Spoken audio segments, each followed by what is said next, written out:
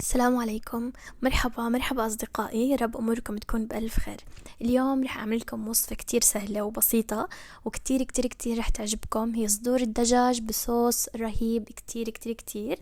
أول شغلة رح أحتاج زي ما انتم شايفين صدور دجاج، رح أحتاج مشروم أو فطر، رح أحتاج بصل مقطع ناعم ومعلقتين من الكريمة ومعلقتين من الزبادي اليوناني. تعالوا احكي لكم شو رح نعمل. اول شغله رح اجيب صدور الدجاج واقطعها لقطع زي ما انتم شايفين بهذا الحجم، ما بدي اياها حجمها يكون صغير. بعدين رح اتبلها بملح، فلفل اسود وبابريكا، بس هاي البهارات. ولو في عندكم بهارات مشكله، انا كان عندي 11 بهار هيك حطيت شوي زي ما انتم شايفين. ورح اضل اقلبها قبل ما احطها على الغاز.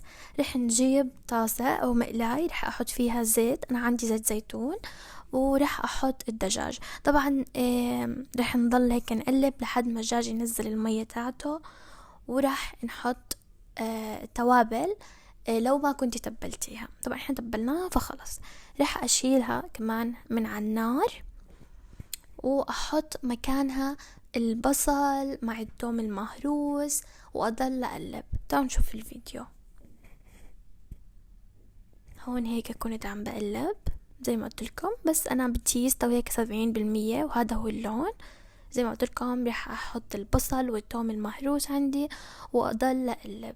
طبعا ما بدي احكي لكم قديش ريحة البصل مع الثوم مكان صدور الدجاج عن جد بياخد العقل، كتير كتير كتير ريحة حلوة.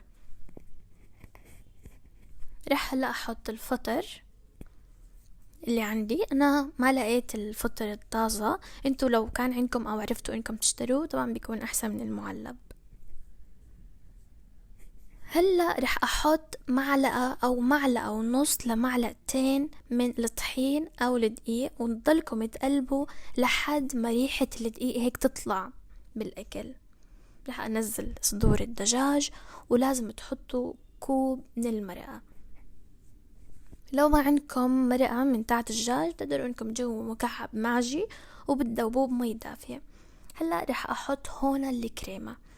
هاي الكريمة هي كريمة للأكل، لو مش موجود رح أحكي لكم كيف تعملوا. لو في عندكم زبادي يوناني بتقدروا إنكم تحطوا. هلا قبل ما أحط الزبادي على الأكل عطول باخد شوي من الشوربة تاعت الأكل أو من الصوص عشان يصير الزبادي دافي فما يكتل بالأكل. تمام، بس هيك رح أضل أقلب. ورح أحط عود روزماري كان عندي ناشف، وراح تحطوا بقدونس. طبعا بدي أحكي لكم والله العظيم ريحتها عن جد كتير كتير كتير طيبة. أنا عملت جنبها الرز مبهر. الرز المبهر موجود عندي على القناة، بتقدروا انكم تشوفوه. بحط قرنفل، بحط قرفة، بحط نص معلقة كركم بس، وبحط الرز وبحط مي دافية وبحط مكعب ماجي او الشوربة وبس هيك. وألف صحة وهنا. إذا عجبكم الفيديو صحابي أو أحبابي ما تنسوا إنكم تعملوا لايك شير سبسكرايب وتدعموني لحتى الفيديو هيك يوصل كتير لناس ويستفيدوا. شكرا كتير وبحبكم كتير ومع السلامة.